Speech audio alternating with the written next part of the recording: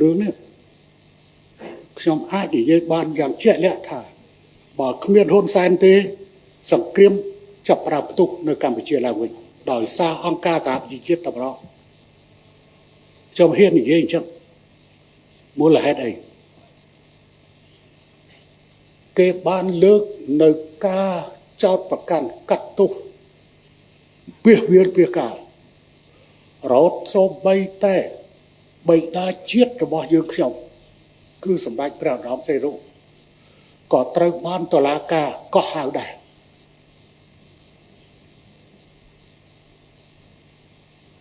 ខ្ញុំបានប្រាប់អគ្គលេខាធិការអគ្គលេខាធិការអង្គការសហជាតិបានគេមុនខ្ញុំថាអេដាមខ្ញុំសុកចិត្តឲ្យតុលាការបរាជ័យប៉ុន្តែខ្ញុំមិនសុកចិត្តឲ្យប្រទេសខ្ញុំកើតសង្គ្រាមឡើងវិញទេ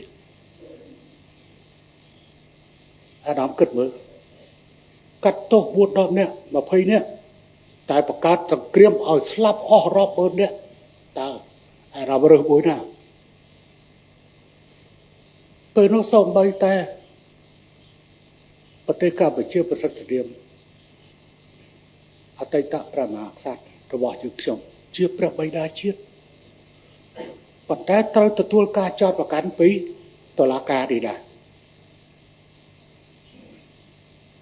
ហើយមេដឹកនាំកម្ពុជាមួយចំនួនក៏ត្រូវបានចង្អុលបង្ហាញសម្រាប់ការកាត់ទោសហើយនឹងរៀលដាលទៅដល់ថ្នាក់កងពលរបស់ខ្មែរក្រហមទៀតចាំបើខ្ញុំថាអត់ទេពេលហ្នឹងមានការលើកថាមិនគោរពតុលាការបាទខ្ញុំនិយាយទៅលើអ្នកឯងចាំឲ្យច្បាស់ច្បាប់នេះខ្ញុំជាអ្នកធ្វើជាមួយអ្នកឯងសភាខ្ញុំជាអ្នកអនុម័តរឿងអីខ្ញុំមិនមានសិទ្ធិពិនិត្យមើលទទួលខុសត្រូវចំពោះជាតិសាសន៍របស់ខ្ញុំពួកចៅក្រមគេគិតទៅពីឯករាជ្យអញ្ចឹងចង់ទាញអាណាមកកទោសស្រែកចិត្តអត់ទេកម្ពុជាក្រោមការដឹកនាំរបស់ហ៊ុនសែនអត់បណ្ដោយឲ្យតែឯងធ្វើតាមចិត្តអញ្ចឹងទីចុងបំផុតយុទ្ធធរក៏ទទួលបានសន្តិភាពក៏រក្សាបានរហូតដល់ថ្ងៃនេះ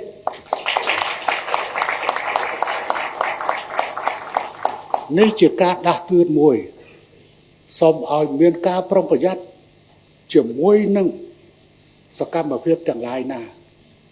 ដែលអាចរំខានទៅដល់ផ្ទៃក្នុងរបស់ខ្លួនបំផ្លាញដល់ផ្ទៃក្នុងរបស់ខ្លួនសូមកុំដុតពងមាន់កុំដុតផ្ទះយើងដើម្បីចម្អិនពងមាន់របស់អ្នកដទៃខ្ញុំមិន